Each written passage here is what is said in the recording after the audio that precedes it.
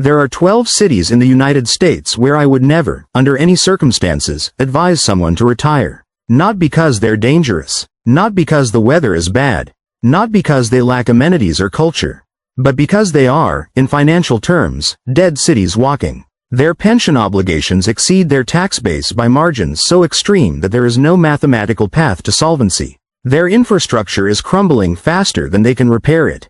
Their young, productive populations are leaving while their dependent populations are growing. And if you retire to one of these places, you're going to watch your property taxes double, your municipal services disappear, and potentially your municipal bonds default, all while you're trying to live on a fixed income. This isn't speculation. This is math, and the math is terrifying. Before we go further, I'd appreciate it if you could support this content by liking the video and subscribing to the channel with notifications enabled. It helps us continue bringing you this kind of analysis.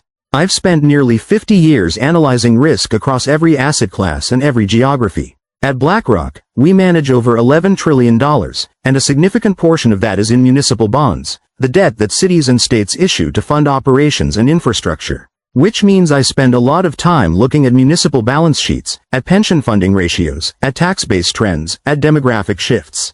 And what I see in certain American cities is a financial structure that has become fundamentally unsustainable. Not difficult, not challenging. Unsustainable in the literal sense that it cannot be sustained without either massive external intervention or structural collapse.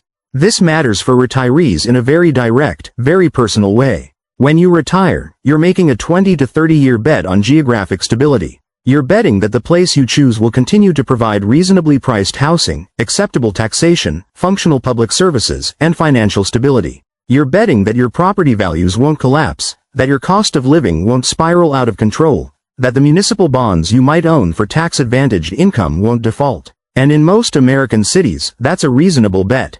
Municipal finances are generally stable. Tax bases are sufficient to cover obligations. Infrastructure gets maintained. Services get delivered. The system works, even if it's not perfect. But in these 12 cities I'm going to discuss with you, that bet is not reasonable. It's reckless. Because the underlying financial structure is already broken, and the trends are moving in the wrong direction, accelerating toward crisis. Let me start by explaining the structural problem at a high level, because once you understand the mechanism, you'll see why this isn't about partisan politics or policy preferences. This is about mathematics that doesn't care about your ideology. A city's financial health depends on a relatively simple equation. Revenue must equal or exceed expenses over time. Revenue comes primarily from taxes, property taxes, income taxes if applicable, sales taxes, various fees and charges. Expenses include current operating costs like payroll, services, maintenance, plus debt service on bonds already issued, plus pension contributions for current and retired workers, plus healthcare costs for retirees. In a healthy city, revenue grows over time because the tax base expands. Property values appreciate. The population grows or at least holds steady. Economic activity increases. This growing revenue can support growing expenses, including the deferred obligations like pensions and infrastructure maintenance. But in certain cities, this equation has inverted catastrophically. Revenue is flat or declining because the tax base is shrinking. Property values are stagnant or falling. Population is declining, and specifically, young, high-income workers are leaving while older, lower-income residents stay or older retirees move in. Economic activity is contracting. Meanwhile, expenses are exploding because of pension obligations that were structured decades ago based on assumptions that are no longer valid, infrastructure that's deteriorating faster than it can be repaired, and retiree healthcare costs that are growing exponentially. When revenue declines and expenses increase, you have a gap. And cities have three basic options for closing that gap. They can cut services, they can raise taxes, or they can borrow more money. In practice, cities in financial distress do all three simultaneously. They cut services to the bone: fewer police, worse schools, closed libraries, deteriorating roads. They raise taxes aggressively, especially property taxes because those can't be avoided. And they issue more debt to paper over the immediate crisis, which of course makes the long-term problem worse. For a retiree considering one of these cities, every one of those responses is terrible. Service cuts mean your quality of life deteriorates.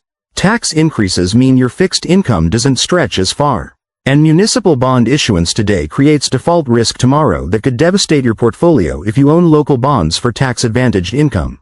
Now, you might be thinking, Larry, cities don't just collapse.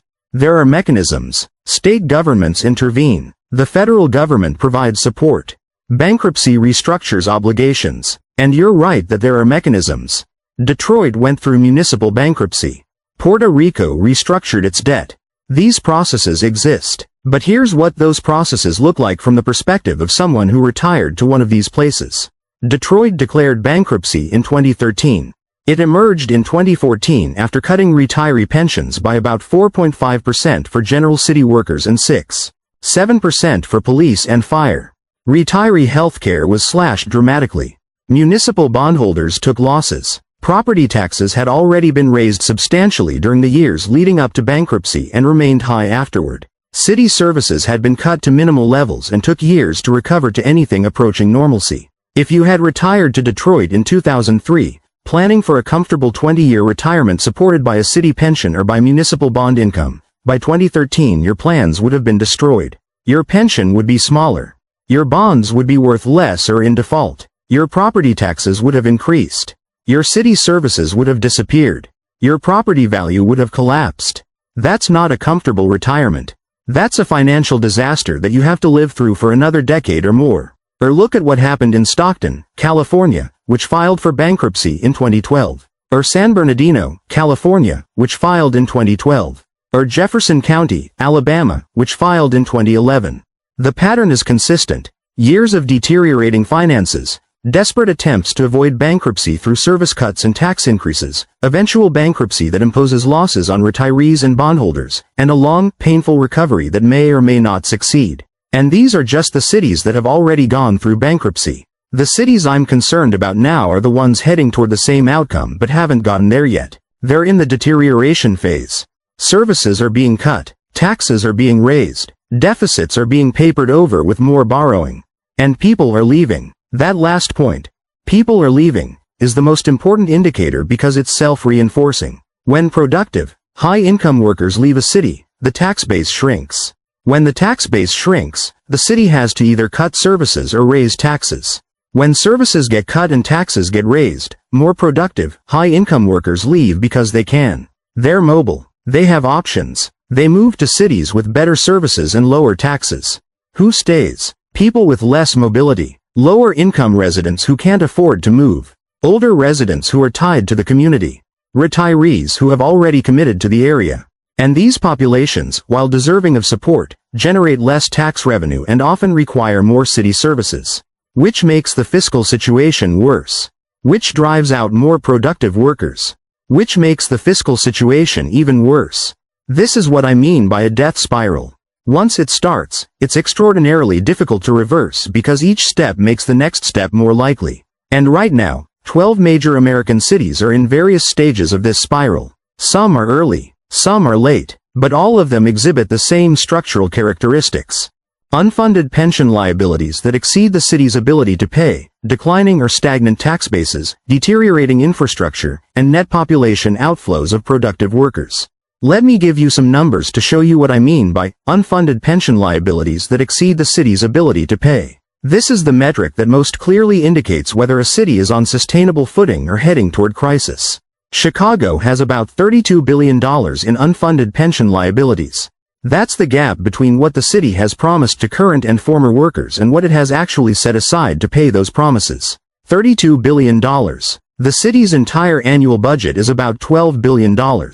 So the unfunded liability is nearly 3 times the total annual budget. Think about what that means. Even if Chicago dedicated 100% of its budget, not a dollar to schools, police, fire, infrastructure, anything, it would take nearly 3 years to pay off the pension liability. Obviously, that's impossible. The city can't stop functioning for 3 years. So what actually happens? The city makes minimum required contributions to pensions, which are themselves inadequate, while the unfunded liability continues to grow because investment returns aren't meeting assumptions and because new pension benefits keep accruing. Meanwhile, the city borrows more money to cover operating deficits, which adds debt service costs.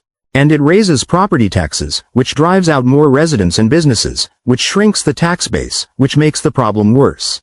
Or look at Illinois more broadly. The state has about $144 billion in unfunded pension liabilities. The state's annual revenue is about $47 billion. That's an unfunded liability to revenue ratio of more than 3 to 1. There is no tax increase, no spending cut, no economic growth scenario that closes that gap without either defaulting on the pensions or defaulting on the bonds. The math doesn't work. And cities within Illinois, Chicago especially, but also smaller cities like Rockford, Peoria, Decatur, are trapped within this state-level dysfunction while having their own separate city-level dysfunction. New Jersey is another catastrophic example. The state pension system is only about 26% funded. That means for every dollar of pension benefits promised, the state has set aside 26 cents. Where's the other 74 cents going to come from? Either massive tax increases or cuts to current services or default. There's no fourth option. And cities within New Jersey face the same dynamic both at the state level and often with their own separate underfunded municipal pension systems. Connecticut is similar. About $50 billion in unfunded state pension liabilities against annual revenue of about $20 billion. And unlike some states with large, growing economies that might theoretically grow their way out of the problem, Connecticut's economy has been essentially stagnant for years. The population is barely growing and in some years is declining. High-income residents are leaving for states with lower taxes. The tax base isn't expanding. The problem is just getting worse. Now, I want to be very specific about what this means for someone considering retirement to one of these locations. Let me walk through a realistic scenario. You're 60 years old. You're considering retiring to a home you own in one of these financially distressed cities.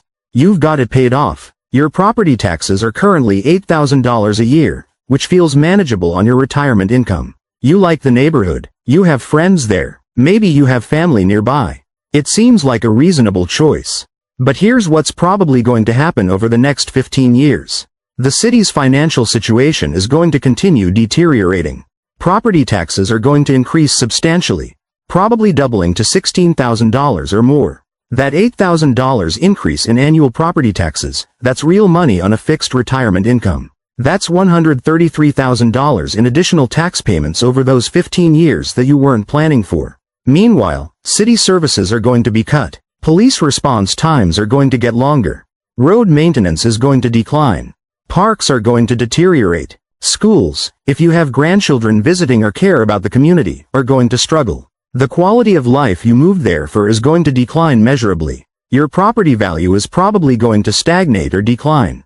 Because who's buying homes in a city with rising taxes, declining services, and fiscal crisis? Young families aren't moving in.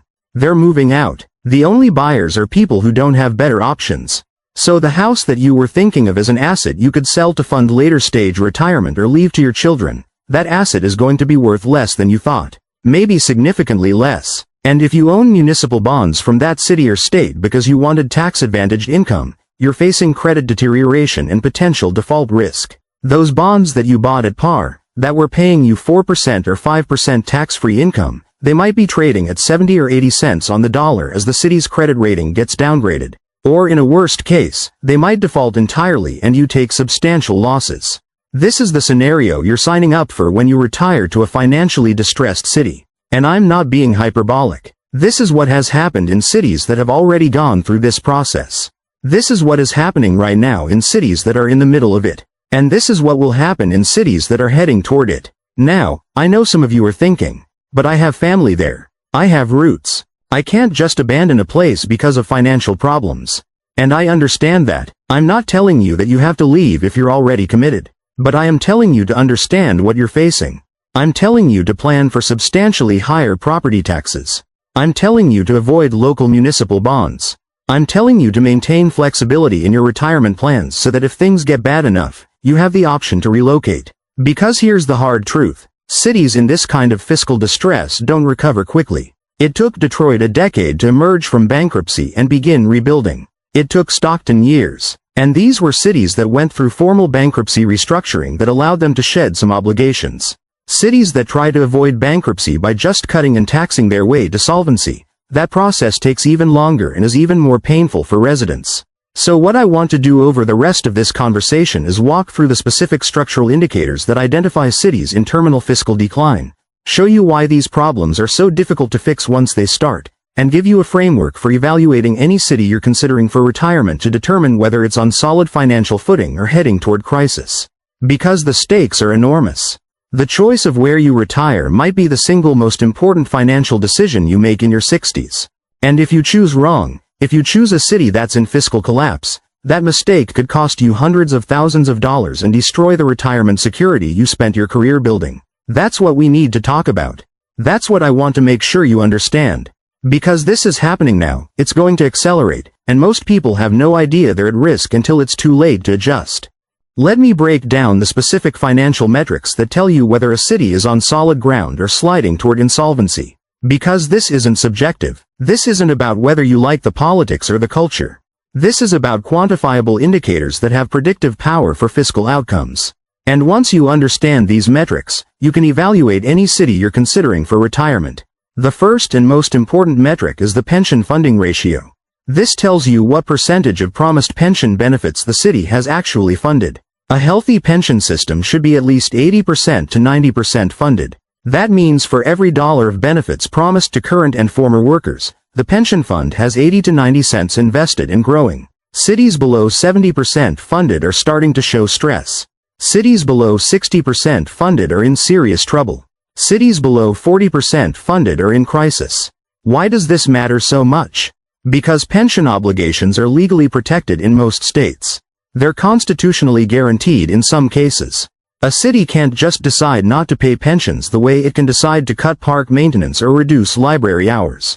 Pension payments are senior obligations that have to be met even if it means cutting everything else or raising taxes dramatically. So a severely underfunded pension system is a future claim on tax revenue that will crowd out everything else the city needs to do. Let me give you examples of what different funding levels mean in practice. San Jose, California had a pension system that dropped below 70% funded in the early 2010s. The city's pension costs went from consuming about 8% of the general fund budget to consuming over 20%. That meant 20 cents of every dollar the city collected in taxes was going to pension payments instead of current services. To pay for that, San Jose cut its workforce by about 20%, eliminated services, and diverted money from infrastructure maintenance. The city literally couldn't afford to provide basic services because pension costs were eating the budget. Chicago's pension systems, and there are multiple separate systems for different worker groups, range from about 20% to 50% funded depending on which one you're looking at. The police and fire pensions are particularly underfunded. What this means is that Chicago is facing a future where pension costs could consume 40% to 50% of the city budget within the next decade. There is no scenario where you maintain functional city services while dedicating half your budget to pension payments. Something has to break. Either the pensions get cut through bankruptcy, or taxes increase so much that everyone who can leave does leave, or the city becomes uninhabitable due to service cuts. The second critical metric is the ratio of unfunded pension liabilities to tax base. This tells you whether the city could theoretically tax its way out of the problem if it needed to. You calculate this by taking total unfunded pension liabilities and dividing by total property value or by annual revenue. A ratio above 1 to 1, meaning unfunded liabilities exceed annual revenue, is problematic. A ratio above 2 to 1 is severe. A ratio above 3 to 1 is catastrophic. Hartford, Connecticut is an example of a catastrophic ratio. The city's unfunded pension liability was at one point about $500 million while annual revenue was about $550 million. That's close to a 1-to-1 ratio, which sounds barely manageable until you realize that the city can't actually redirect all of its revenue to pensions. It has to operate. It has to pay workers. It has to service existing debt. So a 1-to-1 ratio means the unfunded liability is genuinely unpayable without either default or massive external assistance. Third metric. Population trends, specifically the net migration of working-age, high-income residents. This is the most forward-looking indicator because population trends drive everything else. If young, productive workers are moving to a city, the tax base will grow, revenue will increase, and fiscal pressures will ease. If young, productive workers are leaving, the tax base will shrink, revenue will decline, and fiscal pressures will intensify. The key is to look not just at total population change but at the composition. A city might have stable total population, but if it's losing 25-year-olds to 45-year-olds while gaining 65-year-olds to 85-year-olds, that's a fiscal disaster in slow motion. The younger cohort pays taxes and consumes few city services. The older cohort pays less in taxes, especially if they're on fixed incomes, and consumes more services, especially healthcare-related services. Illinois as a whole lost about 250,000 residents between 2010 and 2020, but the composition of that loss is what matters. The state lost high earners disproportionately. People making over $200,000 a year left at higher rates than lower-income residents. When high earners leave, they take their tax payments with them, but the fixed costs of running the state don't decline proportionally. So the remaining tax base has to carry a higher burden, which incentivizes more people to leave, which makes the problem worse. Connecticut has the same pattern. Net population loss, but specifically loss of high-income residents who have options and mobility. These are people who can choose to retire in Florida or South Carolina or Nevada instead of staying in Connecticut and paying some of the highest state and local taxes in the nation. And when they leave, they crater the tax base.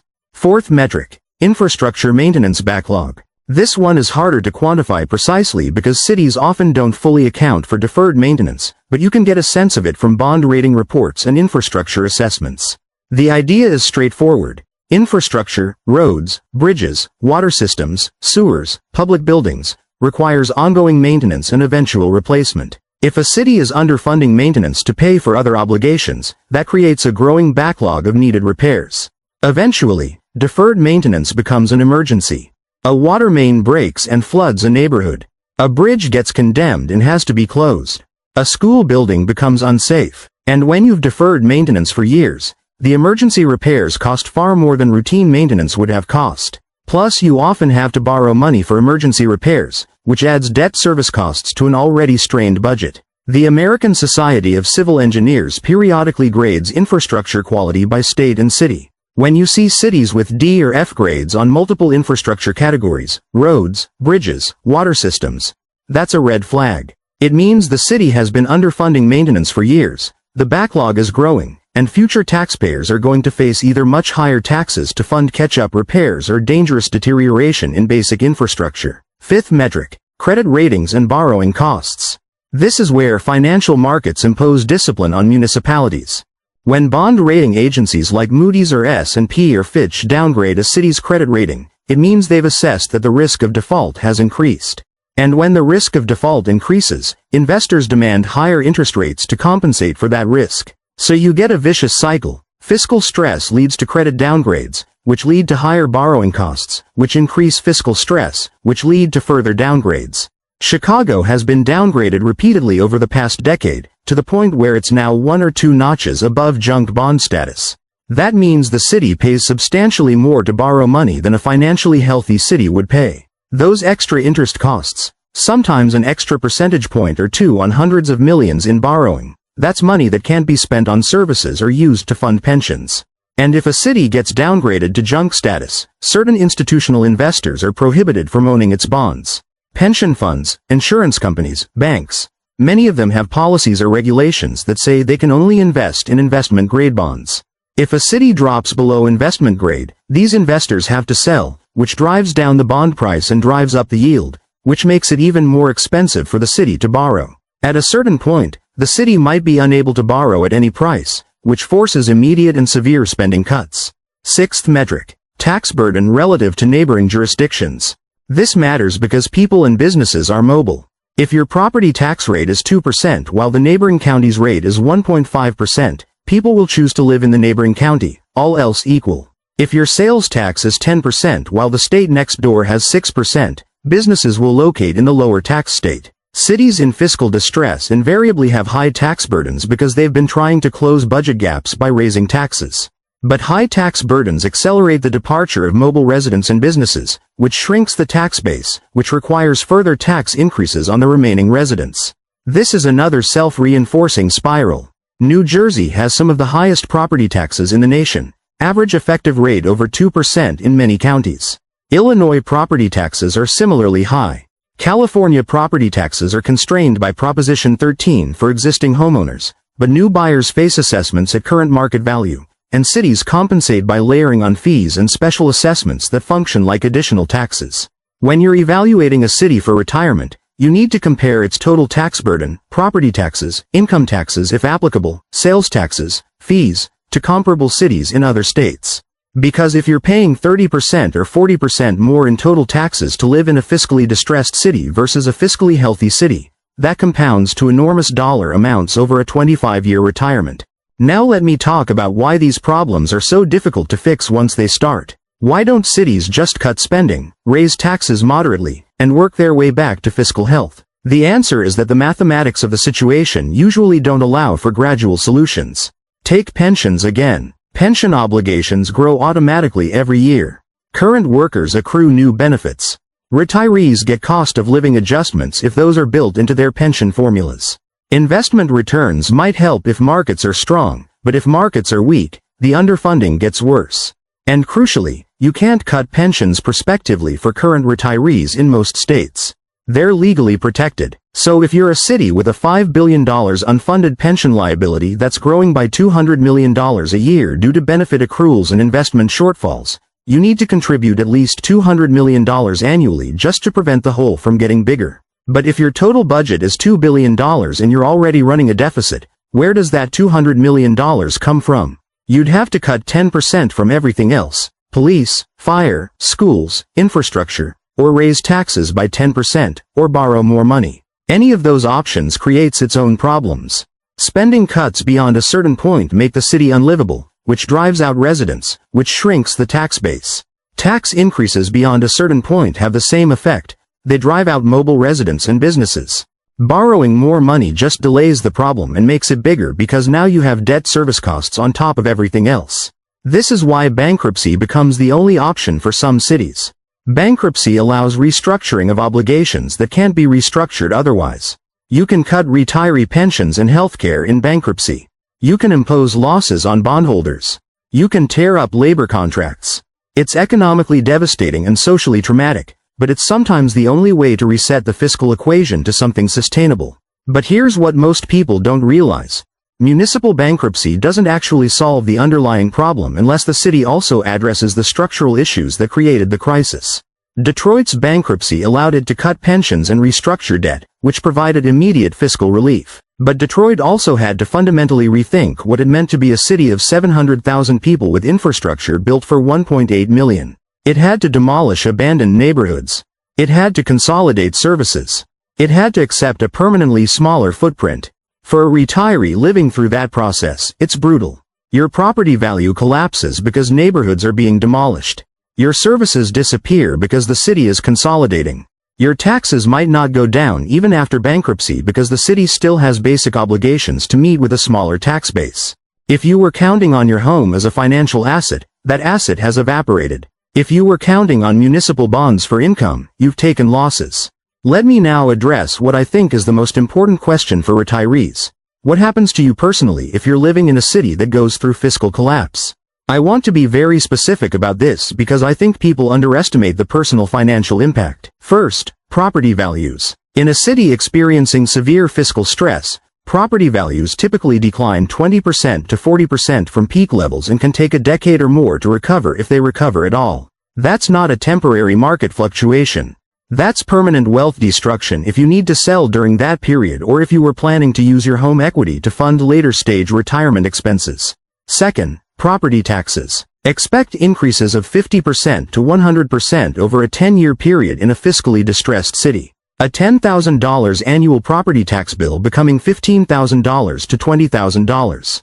On a fixed retirement income, that's devastating.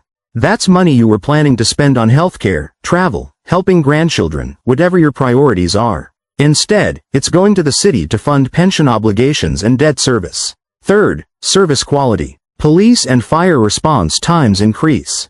Road quality deteriorates. Expect more potholes, delayed repaving, crumbling infrastructure. Parks and recreation facilities decline. Libraries reduce hours or close branches. Any amenity that made the city attractive for retirement degrades measurably. Fourth, if you own municipal bonds from that city or state, expect credit downgrades that reduce the market value of your holdings.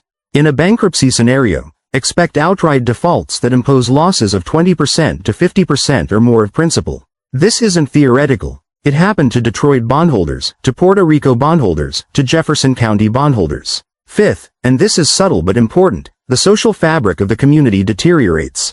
When young families leave, schools decline. When businesses leave, downtown areas hollow out. When the tax base shrinks, the vibrancy and economic dynamism that might have attracted you to the city in the first place disappears.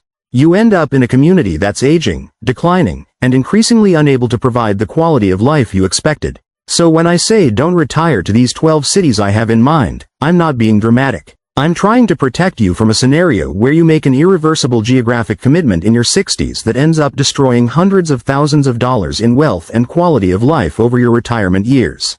Now, the natural question is, which 12 cities specifically?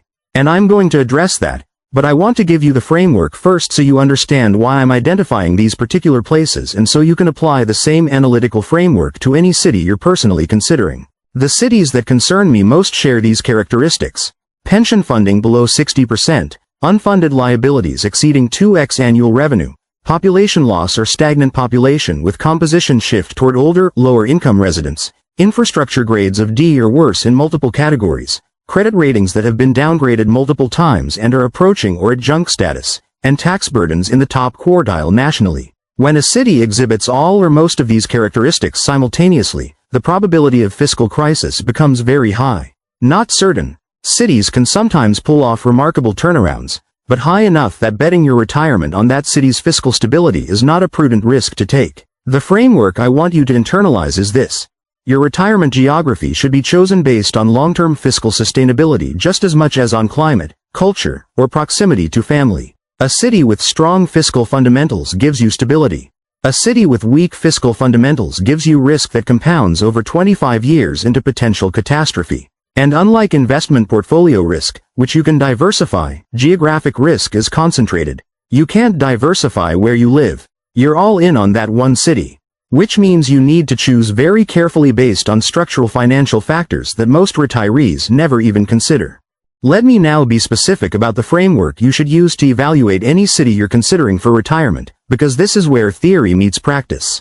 You need a systematic approach that goes beyond looking at current tax rates or current property values.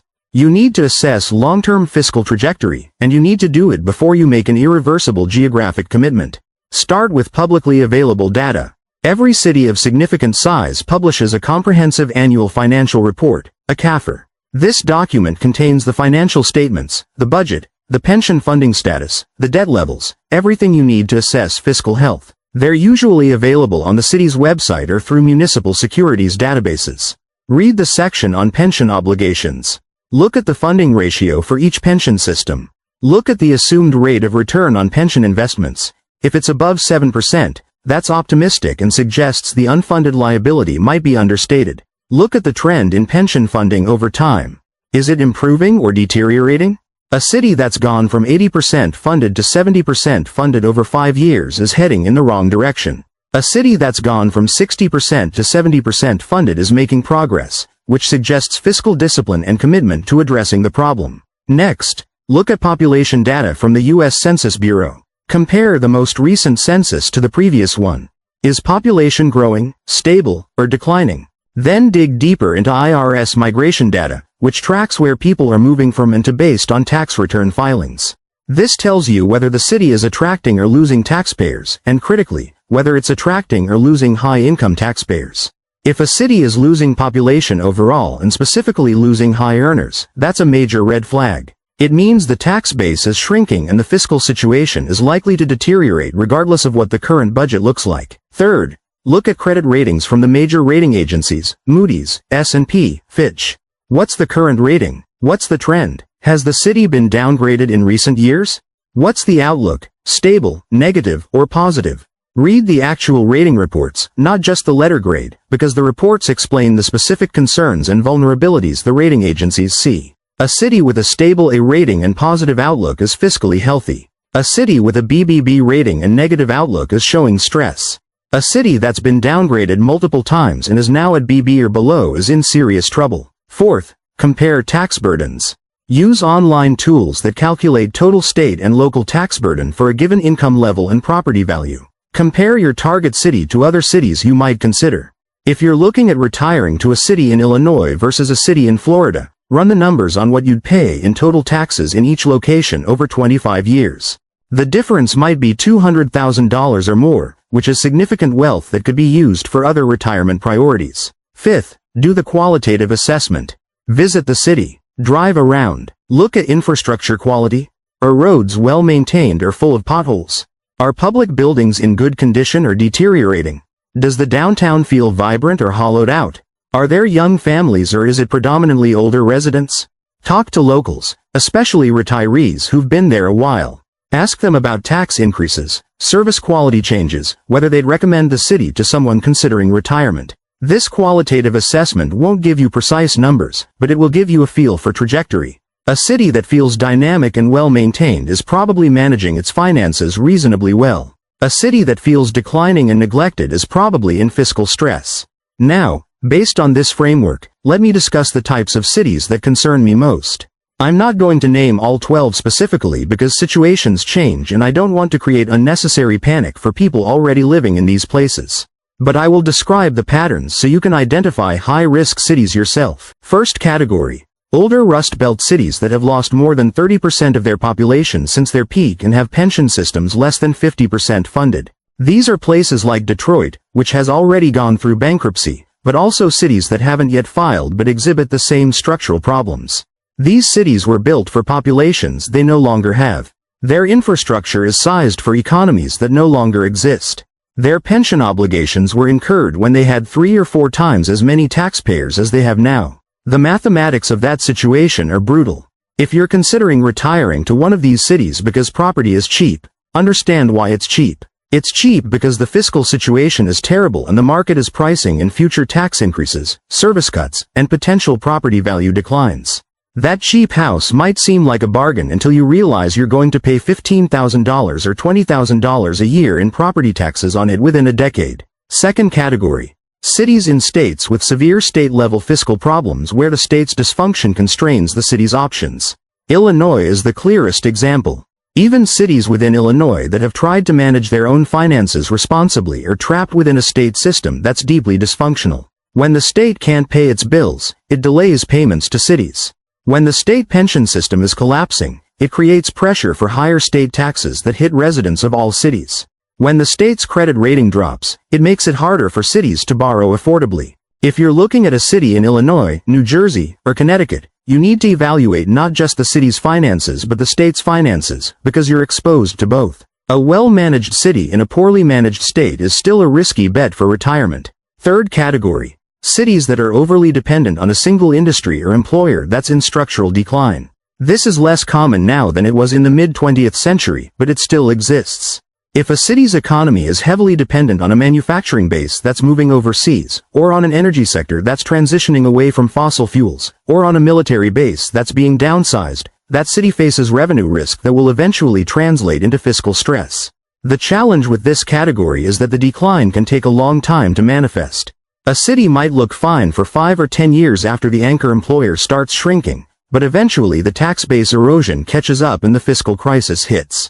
So you need to think not just about current conditions but about where the local economy is heading over the next 20 years. Fourth category. Cities with very high concentrations of public sector employment where pension obligations relative to private sector tax base are extreme. This creates a situation where the people receiving pensions increasingly outnumber the people paying taxes to fund those pensions.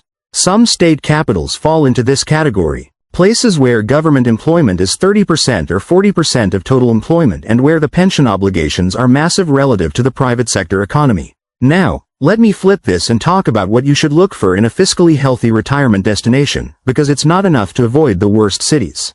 You want to actively seek out cities with strong fundamentals that will provide stability over your retirement years. Look for cities in states with no income tax or low income tax, which gives them competitive advantage in attracting and retaining residents. Florida, Texas, Nevada, Tennessee, Washington. These states have structural tax advantages that drive population growth, which drives economic growth, which creates fiscal stability. Look for cities with diversified economies not dependent on any single industry. Cities with strong job growth in multiple sectors: technology, healthcare, education, finance, professional services. Economic diversity creates resilience. When one sector struggles, others can compensate. Look for cities with net population growth and specifically with in-migration of working-age, high-income residents. This is the single best indicator of long-term fiscal health because it means the tax base is expanding. Cities that are growing don't face the zero-sum trade-offs that shrinking cities face. They can fund services and pensions and infrastructure because revenue is increasing. Look for cities with pension systems that are at least 80% funded and where funding has been stable or improving. This indicates fiscal discipline and appropriate long-term planning. It means the city isn't kicking the can down the road, isn't making promises it can't keep, and isn't setting up future taxpayers for massive bills. Look for cities with strong credit ratings, A or better, and stable or positive outlooks. This indicates that sophisticated financial analysts have assessed the city's fiscal situation and concluded it's sustainable. Look for cities investing in infrastructure, not deferring maintenance. Cities that are building new parks, repaving roads, upgrading water systems, investing in transit. These are cities with the fiscal capacity to maintain quality of life over time. And look for cities where property taxes are moderate relative to regional norms and where there's no recent history of dramatic tax increases. Stable, predictable, moderate taxation indicates fiscal management that doesn't rely on squeezing residents to cover mismanagement or unsustainable obligations. When you find a city that checks most or all of these boxes, you've found a place where you can reasonably retire with confidence that the fiscal fundamentals won't implode over your retirement horizon. Your property taxes might increase modestly with inflation, but they won't double. Your services might evolve, but they won't disappear. Your property value might fluctuate with the real estate cycle, but it won't crater due to fiscal collapse. Now let me address what you should do if you're already living in a fiscally distressed city and you're approaching retirement or already retired. Because I know many of you are in that situation and you're thinking, Larry, this is terrifying, but I can't just pick up and move. What do I do? First, face reality. Don't engage in denial about your city's fiscal situation. Don't assume everything will work out. Look at the data. Accept what it's telling you. Because the first step in managing any risk is acknowledging that the risk exists. Second, build flexibility into your financial plan. Assume property taxes will increase significantly, maybe 50% to 75% over the next decade. Budget for that. If it doesn't happen, great, you'll have extra money for other priorities. But if it does happen, you won't be blindsided. Similarly, assume your property value might decline or stagnate. Don't count on home equity appreciation as part of your retirement funding strategy. If your plan requires selling your house for $400,000 in 10 years to fund long-term care or to downsize, have a backup plan for what happens if the house is only worth $300,000. Third, avoid local municipal bonds. If you own bonds from your city or state for tax-advantaged income, consider selling them and reallocating to bonds from fiscally healthier jurisdictions. Yes, you might take a small loss if they've already been downgraded, but that's better than holding them through a potential default that could impose much larger losses. Fourth, maintain an exit option. This doesn't mean you have to leave immediately, but it means keeping the possibility of relocation on the table if things deteriorate beyond a certain point. Maybe that means not fully committing all your capital to a house, keeping some liquidity so you could relocate if necessary. Maybe it means researching alternative cities where you'd consider moving if the situation became untenable. Fifth, get involved in local governance. Attend city council meetings. Join civic organizations. Advocate for fiscal responsibility. This won't single-handedly fix a city's fiscal crisis, but informed, engaged citizens can sometimes pressure elected officials to make harder choices earlier rather than letting problems fester. And even if you can't change the trajectory, you'll at least have better information about what's coming so you can plan accordingly. Sixth, diversify your income sources.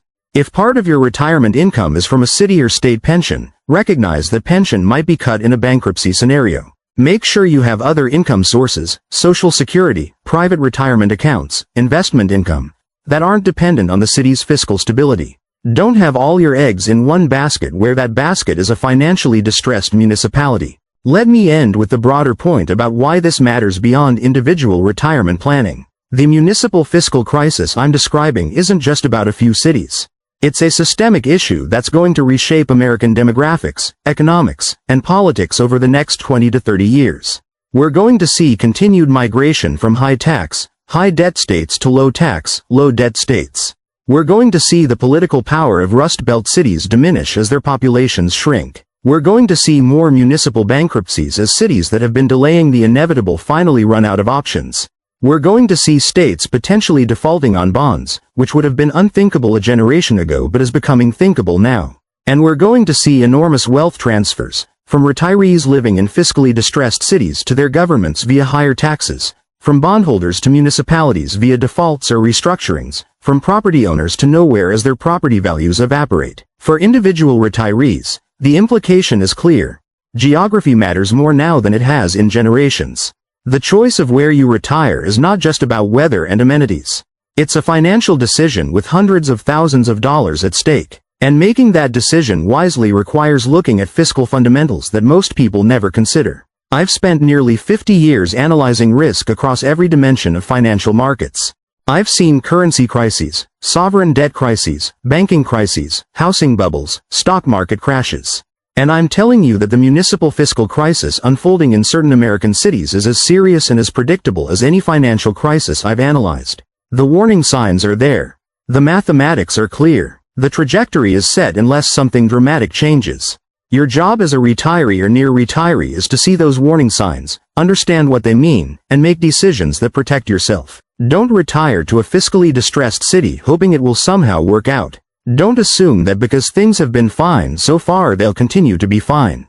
Don't confuse attachment to a place with prudent financial planning. If you're in a strong city, you can relax and enjoy your retirement with reasonable confidence that your fiscal foundation is stable. If you're in a weak city, you need to plan defensively, maintain flexibility, and seriously consider whether staying is worth the financial risk you're taking. The cities I'm warning you about aren't going to disappear overnight.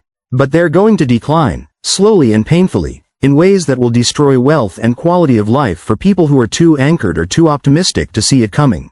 Don't let that be you. Look at the data, face the reality, make the hard decisions if necessary. Because retirement should be about security and enjoyment, not about watching your financial foundation crumble while you're too old and too committed to do anything about it. You've spent your career building wealth. Don't let a bad geographic decision destroy that wealth over the last 25 years of your life. Choose wisely, plan carefully, and prioritize fiscal fundamentals just as much as you prioritize climate and culture. Your financial future depends on it.